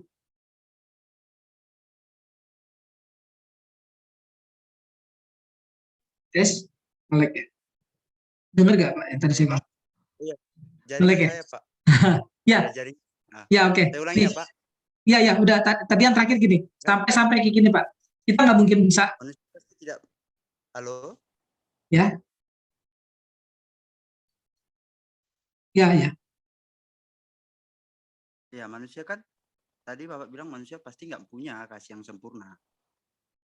Nah, Ya. sedangkan di situ di Alkitab bilang kasih yang sempurna melenyapkan ketakutan dan hukuman. Nah, kalau Ya. seandainya manusia tidak punya kasih yang sempurna, apakah berarti manusia itu bakalan dilingkupi oleh ketakutan dan hukuman, Pak? Ya. Nah, lalu bagaimana sih, Pak, terlepas dari ketakutan dan hukuman itu, kalau manusia tidak memiliki kasih yang sempurna? Ya itu tadi yang saya tadi katakan. Kita harus berlari pada Tuhan yang punya kasih yang sempurna itu. Kita kan nggak bisa menyelamatkan diri kita sendiri ya, bahkan ya. Yang bisa menyelamatkan diri kita ya Tuhan, gitu. Dengan kasih yang sempurna itu. Makanya tadi dikatakan gini Pak, yang tadi saya katakan, seperti Alvin juga katakan bahwa kita bisa sampai kita tidak takut itu karena kita melarikan diri pada Tuhan. Karena yang punya kasih yang sempurna itu Tuhan. Sampai sini putus-putus gitu. Kita nggak akan bisa punya kasih yang sempurna sebagai kita pegang nih, kasih kita sempurna kita pegang, nggak bisa. Kita kan nggak punya kasih itu. Yang punya kasih itu adalah Tuhan. Dari yang punya Tuhan itu, kita coba pahami, kita coba mengerti, kita coba rasakan, oh iya saya dikasihi Tuhan dan seterusnya. Kasih itu yang membuat kita tidak takut lagi. Kasih dari Tuhan itu ya, bukan kasih yang punya kita nggak ada kasih. Manusia pada dasar bobrok dan seterusnya nggak punya kasih dia. Kasih itu adalah dari Tuhan gitu. Dan setelah yang kasih itu dari Tuhan itu kita rasakan, kita coba menyalurkan kasih yang dari Tuhan itu. Kasihnya bukan punya kita yang kita pegang gitu, nggak pernah kayak kita dapat sesuatu ada dalam diri kita secara enggak. Kita bukan Tuhan, itu Tuhan yang punya. Bahwa manusia bisa mengerti betul, manusia bisa memahami kasih yang dari Tuhan dan mengerti dan merefleksikan ulang namanya atau menyampaikan kasih yang dari Tuhan itu. Makanya kita dalam hidup ini bisa tetap ketakutan kan. Kita bisa ketakutan lagi gitu dan seterusnya karena kita tidak berpaling pada Tuhan lagi. Dalam hidup ini kan kita sering ketakutan juga kan. Ketakutan apalah gitu, boro-boro ngomong penghakiman lah ya, ketakutan gak punya uang gitu ya. Sering kan ya, boro-boro penghakiman, ketakutan gak punya uang, ketakutan apa misalnya diputusin pacar, ketakutan besok mau makan apa, kan sering kan ya. Boro-boro penghakiman, kita nggak usah ngomong penghakiman ya. Itu aja kita takut kok, apalagi penghakiman gitu ya. Nah takut kan? Nah alasan dari takut itu adalah emang kasih bukan punya kita harus lari pada Tuhan lagi. Ini jadi seperti perjalanan yang tanpa henti ya, terus-menerus berlari pada Tuhan. Jadi kita nggak bisa punya itu selamanya milik kita dan kita menjadi superhero gitu, nggak bisa. Nggak ada jalan untuk jadi hero, Batman dan seterusnya, nggak ada. Kita seumur hidup kita terus bergantung pada Tuhan. Orang yang semakin dewasa adalah orang yang semakin mandiri, semakin terus bergantung pada Tuhan.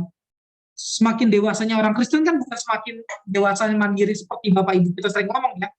Kamu sudah mandiri nak, artinya apa? Lepas dari orang tua. Salah. Kalau di dalam Kristen nggak gitu. Semakin dia mandiri, semakin dia dewasa, semakin dia bergantung pada Tuhan. Kalau dalam Kristen itu. Semakin dia bergantung pada Tuhan, itu semakin dia dewasa. Semakin dia coba diri sendiri, dan terus semakin orang yang sekuler ya. Semakin orang yang tidak bergantung pada Tuhan, semakin anak-anak kecil berarti. Dia nggak sadar dunia ini adalah milik Tuhan dan seterusnya gitu. Apa putus-putus nggak Pak? Udah kira-kira saya jawabnya tadi. Enggak Pak? Enggak ya? Oke. Ya, silakan Bu Yarni terakhir. Tadi masih ada nggak apa-apa terakhir? kan jarang-jarang juga. Aku, Pak. Ya, kalau atau ada yang lain lagi? Kalau nggak ada ya Bu Yarni ya. Ya kalau nggak ada Bu Yarni nggak apa-apa. Nggak, kalau ada mau tanya silakan Bapak Ibu, nggak usah buang waktu, jangan buang waktu. Jangan takut ya. Takut itu kan orang yang tidak punya kasih berarti kan. Takut salah, takut apa? Jangan takut. Santai aja gitu kan, kita belajar apa teologi. Kita ini jangan takut. Mau tanya takut salah, takut dianggap pertanyaannya kurang bagus. Nah, emang Bapak Ibu mau bagus-bagusan apalagi mau tanya gitu. Kan kita nggak lagi keren-kerenan gitu ya, kita lagi mau mendalami Alkitab itu sama gitu, bertumbuh bersama. Oke, kalau nggak ada ya Bu Yarni nggak apa-apa. Yuk. Terakhir ya.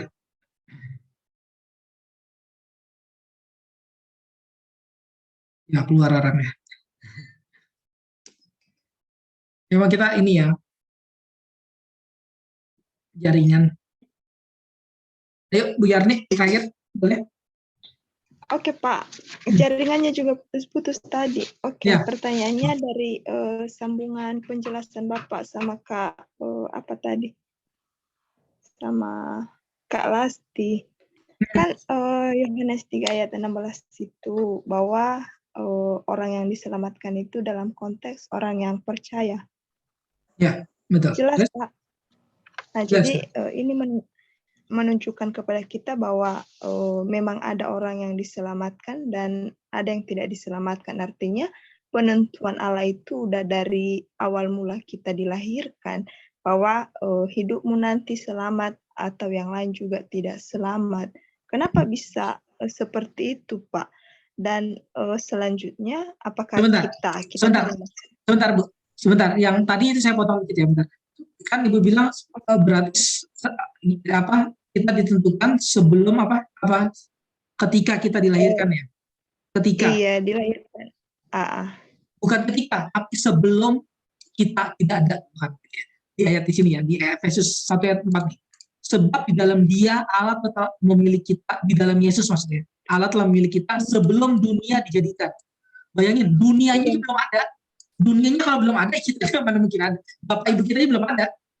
Bapak ibu kita, kakek nenek kita belum ada, dunianya belum ada, ada orang pilihan yang dipilih oleh Yesus. Nah, oke lanjutin pertanyaan. Terus? Oke, jadi kan Pak karena memang kita dipilih, jadi saya kasih pendapat saya gini bahwa ada beberapa orang yang memang udah dipilih dan ada beberapa orang juga yang tidak dipilih. Untuk yang tidak dipilih inilah yang menjadi pertanyaan saya. Kan kita tidak lepas dari kita memberitakan firman Tuhan kepada teman-teman kita yang masih belum percaya. Dan kita nggak tahu apakah mereka itu juga dipilih oleh Allah atau tidak. Seperti yang Bapak sampaikan tadi, nggak mungkin dong di keningnya ditulis ini pilihan Tuhan atau tidak. Jadi yang pentingnya menurut saya di sini, apakah kita harus terus-menerus menyampaikan firman Tuhan atau mengabarkan Injil kepada mereka, karena tidak mungkin juga mereka menjadi percaya atau mereka diselamatkan tanpa mereka mendengar pemberitaan firman Tuhan. Apa langkah yang harus kita lakukan di tengah-tengah itu? Kita nantikan dalam memberitakan firman Tuhan, padahal dari awalnya Tuhan memang nggak memilih mereka. Gitu. Ya, kalau emang dasarnya mereka tidak dipilih Tuhan, kita mau beritakan firman sampai kayak kapanpun, mereka nggak akan percaya gitu. Dan pemberitaan firman kita itu menjadi penghakiman buat mereka, gitu ya. Taruh ya, tapi benar. Tapi kebalikannya juga sama. Kalau nggak ada yang dipilih Tuhan, nggak ada yang dipilih Tuhan, mau sampai kapanpun kita memberitakan Injil, nggak ada orang selamat juga. Karena orang selamat itu karena dipilih Tuhan itu. Jadi yang satu jangan diprotes, yang satu jangan diabaikan. Yang pertama gini, kita kalau kayak gini cenderungnya kita mau jadi pembela orang-orang yang tidak percaya gitu kan. Padahal orang-orang tidak percaya itu aja nggak peduli dengan Tuhan gitu ya. Tapi kita mau jadi peduli dengan ini kan mereka kan. Nah, pada kenyataannya gitu ya, kalau nggak ada pilihan Tuhan ini, sekalipun kita memberitakan Injil sampai berbusa-busa dan sekalipun orang ditodong, dipistol, di sini mau percaya apa enggak lu? Mau percaya apa? Karena ada orang selamat gitu. Karena orang bisa percaya mengaku dengan ini hanya oleh anugerah Tuhan gitu ya. kalau ini apa ya, sebenarnya kan kalau ini Bapak Ibu baca Alkitab, ya kita baca konteksnya pelan-pelan gitu. Cuman kalau kita lagi gini, kita akhirnya kayak tanda kutip ya, baca sepotong-potong. Sebenarnya ada bagusnya, ada nggak bagusnya. Bagusnya kita bisa luas gitu ya, tapi nggak bagusnya kita kurang dalam gitu ya. Sebab karena kasih karunia kamu diselamatkan oleh iman. Itu bukan hasil kamu, tapi pemberian Allah. Berarti diselamatkan itu oleh apa? Bukan oleh iman loh, baca loh. Oleh kasih karunia. Sebab karena kasih karunia kamu diselamatkan oleh iman. Iman sebagai apa? Sebagai jalannya. Tapi diselamatkan orang itu karena kasih karunia, bukan karena imannya.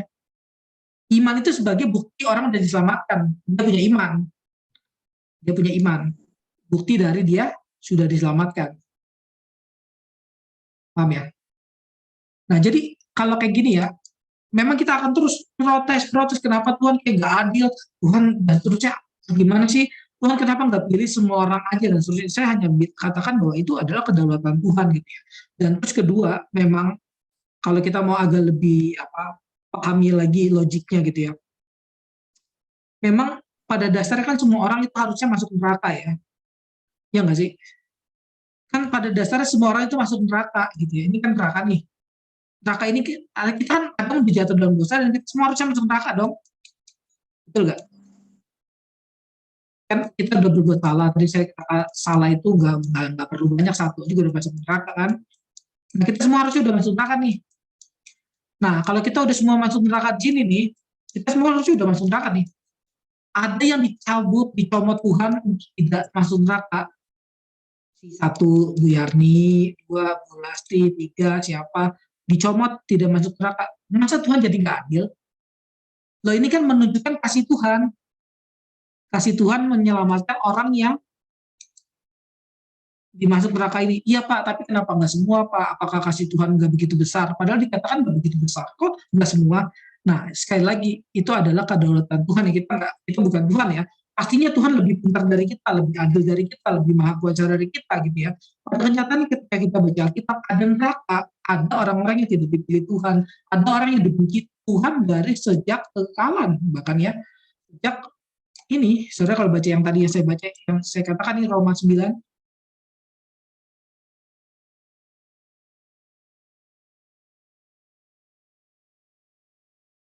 sebab waktu nih, tetapi bukan hanya itu saja, lebih terang lagi Ribka yang mengandung satu orang itu dari Ishak bapak leluhur kita, sebab waktu anak-anak itu belum dilahirkan, ini belum dilahirkan sampai tadi di Matius ya, orangnya juga belum ada nih, belum dilahirkan, dan belum melakukan yang baik atau yang jahat, bahkan yang baik atau yang jahat belum dilakukan nih, belum ada orangnya yang mau lakukan yang baik atau yang jahat gimana, ini kan belum ada orangnya, belum ada yang baik atau yang jahat, supaya rencana Allah tentang pemilihannya ditubuhkan bukan berdasarkan perbuatan, tapi berdasarkan panggilan,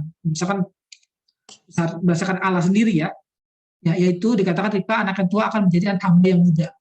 Terus seperti ada tulis, aku mengasihi Yakub tetapi membenci Esau. Kapan Tuhan mengasihi Yakub? Sebelum Yakub dilahirkan, nggak ada ya. Sebelum Yakub belum ada. Kapan Tuhan membenci Esau? Sebelum Esaunya ada, itu sama. Ada yang dikasihi, ada yang dibenci. Nah ini apa ya, pemilihan Tuhan. Dan sekali lagi kalau ketika kita memahami ini, kita seharusnya bersyukur menjadi orang-orang yang dikasihi gitu. Pada kenyataannya semua orang harusnya dibenci Allah, tapi Tuhan memberikan kasih-Nya. Ketika ada orang yang masuk neraka itu mereka mendapatkan keadilan dari Tuhan namanya. Tuhan nggak pernah berlaku tidak adil. Orang masuk neraka itu mendapatkan keadilan dari Tuhan karena emang harusnya semua manusia masuk neraka kan. Nah, orang kalau diselamatkan, dia mendapatkan kasih dari Tuhan namanya. Karunia. Pada kenyataannya kita semua ini bukan manusia yang baik-baik saja. Kita ini adalah yang seperti dari Adam, harusnya masuk neraka. Gak baik-baik saja. Kita ini statusnya ada di neraka. Tapi kita dicomot oleh Tuhan ke ini ya, kerajaan surga. Tentu saya memahami psikologi saudara, Bapak Ibu, dan teologi Bapak Ibu juga nggak bisa sekali dua kali ya untuk memahami hal ini ya. Bapak Ibu harus baca Alkitab dengan lebih baik ya, baca Alkitab jadi baca Alkitab jangan berpikir sendiri terus gitu ya. Pokoknya Alkitab ngomong apa dia pikir sendiri, jangan gitu ya. Baca Alkitab ya harus ya ini ya, coba belajar menafsir Alkitab dengan lebih baik gitu ya. Baca buku-buku penafsiran Alkitab juga gitu. Bapak Ibu coba beli buku penafsiran Alkitab. Saya juga berdua, oh ya saya sekalian ini deh, terakhir sekalian apa. Jadi Bapak Ibu mungkin kalau baca buku kadang-kadang juga nggak ngerti dan seterusnya gitu misalnya, atau terlalu berat bahasanya gitu, atau bahkan terlalu mahal harganya gitu. Ya di sini saya tuh ada ini apa, tentunya saya jual bukan saya kasih. Kalau kebanyakan kalau dikasih disimpan, masalahnya kalau dijual dibeli dibaca harusnya ya, semoga dibaca sih. Di sini ada, jadi Bapak Ibu bisa ya terus bertumbuh kiranya gitu ya. Itu Bapak Ibu bisa ikut Zoom seperti ini lagi yang kalau dibuat ya, seperti hari Selasa ada Zoom lagi, hari Kamis juga ada Zoom. Hari Kamis itu untuk filsafat ya. Nah, tapi Bapak Ibu juga bisa bertumbuh sehari-hari dengan membaca buku-buku yang saya tulis misalnya gitu. Atau buku apapun ya silakan ya Bapak Ibu beli buku Kristen silakan baca gitu ya. Ini saya ada kelompokan, di sini ada seri biblikal. Ini kan ada seri biblikal, berarti seri Alkitab nih. Saya bahas kitab Filemon seperti apa, kitab Efesus seperti apa. Efesus sudah lengkap setahu saya.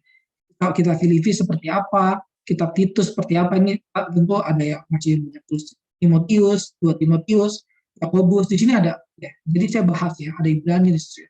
Terus ada juga ya kalau saya mau belajar secara topikal dulu, udah ada nih ketika Tuhan diam, nabi palsu, mengenal dan seterusnya nih. Ya, silakan nih hari ini juga ada kan yang ini. Saya masukin di topikal. Saya mau belajar bapak-bapak gereja dulu, ya juga ada belajar. Nah di sini katekismus itu belajar Alkitab mengenai Calvin ya. Nah ini juga ada ya. Belajar sistematik teologi juga ada. Nah yang tadi saya omongin, yang Bapak Ibu tanya apa ya, ini Tuhan kok menentukan dan seterusnya. Nah itu namanya sistematik teologi gitu ya. Ya itu juga ada di sini. Jadi silakan Bapak Ibu belajar ini ke bagian ya sekarang hari Valentine gitu ya, kalau ada Bapak Ibu yang mempersiapkan pernikahan, sedang pacaran dan seterusnya, itu kan harus dilandaskan oleh Alkitab ya. Hidup kita kan ada penderitaan dan kematian dan seterusnya. Di sini ada ketetapan Allah dan kebebasan manusia. Di sini ada ketetapan Allah. Sudah ditetapkan Allah, apa kita manusia nggak bebas? Ya silakan baca ya nanti. Nah di sini ada seri hermeneutik gitu ya, khotbah eksposisi, terus ini cara membaca Matius. Jadi ada cara-caranya gitu ya. Membaca Alkitab kan nggak bisa asal-asalan pastinya. Orang ya bayangin Bapak Ibu ya, kalau Bapak Ibu percaya nggak, Bapak Ibu misalnya punya motor nih, rusak motor Bapak Ibu, terus ada orang tetangga saudara, sini Bu, saya betulin Bu, motor Ibu. Loh, emang lu ngerti dari mana lu? Sekolah teknik lu emang, sekolah mesin? Enggak sih Bu, saya sekolahnya ekonomi. Nah, terus kok bisa betulin motor? Ya iseng-iseng aja Bu, coba-coba. Nggak mau kan gitu ya, kalau orang iseng-iseng nyoba kayak gitu ya. Sekolah, orang bengkel aja butuh sekolah gitu ya. Terus misalnya betulin apa? Medicom butuh sekolah, betulin apalagi bisa butuh sekolah, atau misalnya jadi dosen butuh sekolah. Masa kita nafsir Alkitab kita nggak butuh belajar gitu ya? Kan nggak mungkin gitu ya. Di sini ada edisi belajar ini apa Alkitab gitu. Ada Alkitab boleh asal-asalan. Ada belajar filsafat juga, kebetulan saya juga pengajar filsafat gitu juga ada di sini, modern dan seterusnya. Ya, ada pelatihan visual minggu, jadi ada banyak yang di sini ada 120 ibu lebih gitu. Jadi Bapak Ibu bisa ini ya belajar lebih lanjut gitu. Semoga kalau ini apa mau nomor WA saya boleh ya, supaya bisa ini. Saya kasih 1 3 ya. Oke, ya sekian. Sudah selesai akhiri. Silakan